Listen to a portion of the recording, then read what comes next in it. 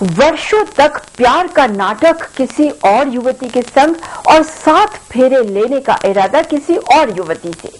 यह किस्सा है दुर्ग छत्तीसगढ़ के उस बहरूपिया का जिसने अपने ही साथ पढ़ने वाली युवती से साथ साथ जीने मरने की कस्में खाकर उससे कहीं का नहीं छोड़ा। कई साल तक वो उस युवती को झूठे वादे दिखाकर उसके साथ हम बिस्तर होता रहा, लेकिन धीरे धीरे उस युवक के चेहरे से पर्दा तब उठा जब वो किसी और युवती से 7 फेरे लेने के लिए उस युवती को किनारे करने लगा, जिसके बाद धोखा खाई उस युवती ने अपनी मदद के लिए पुलिस से गुहार लगाई। आपकी आंखों देखी। अमित तिवारी को दुर्ग के पंडर दल्लीहारा के लोग एक ऐसे दगाबाज प्रेमी के तौर पर जान रहे हैं जो एक भोली भाली लड़की को अपने प्यार के जाल में फंसाकर न सिर्फ शादी का झांसा देता रहा बल्कि लगातार 6 साल तक उसके साथ एक पति की तरह रहता भी रहा।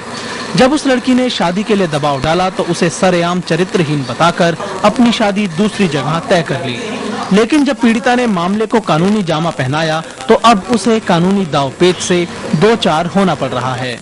नोटरी विवाह तो मैंने किया नहीं, विवाह कहीं नहीं किया मैंने। वो साइन जरूर कागज में करवाई थी, तो कभी भी मतलब जैसे मैंने पहले बताया कि मेरे घर में राजी नहीं है, मेरे घर वाले जहाँ बोलेंगे मैं वहाँ शादी करूंगा।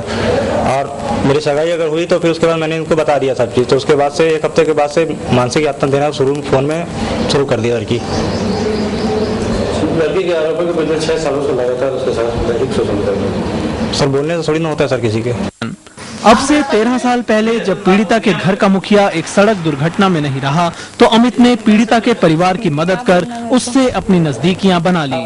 पीड़िता के परिवार के लिए मसीहा बने अमित ने उससे शारीरिक संबंध भी बना लिए और एक गैर न्यायिक एग्रीमेंट बनवाकर पीड़िता को आश्वस्त कर दिया कि अब वो उसके सिवा और किसी का नहीं होगा।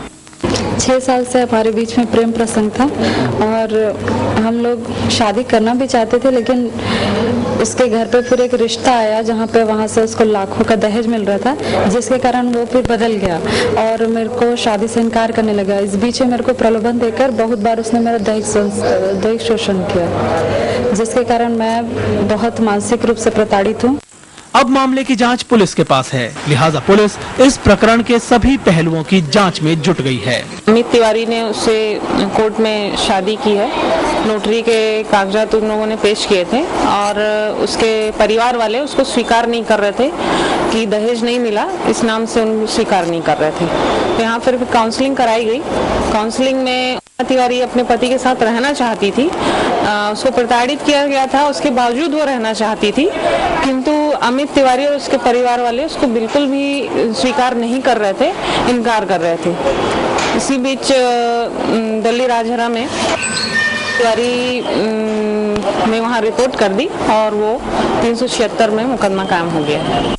बहरहाल लड़की के जज्बातों से खेलकर रिश्तों को वासना की आग में झोंकने वाले दगाबाज आशिक के चेहरे से नकाब तो उठ चुका है और अब पीड़ित पक्ष के साथ साथ जमाने को भी उस घड़ी का इंतजार है जब कानून ऐसे अपराधी को उसके किए की सजा मुकर्रर करेगा। आंखों देखी के लिए दुर्ग से कमल शर्मा।